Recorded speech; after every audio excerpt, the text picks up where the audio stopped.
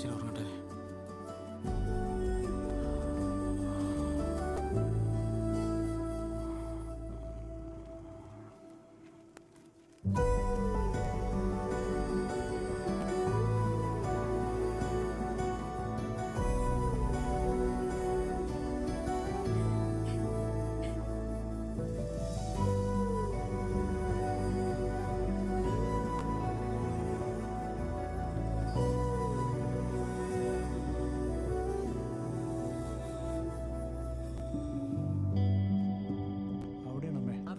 താമസിക്കുന്ന സ്ഥലം.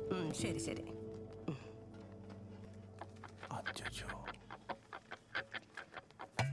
ഒരു മിനിറ്റ് അല്ല, ഞാൻ സംസാരിക്കാം.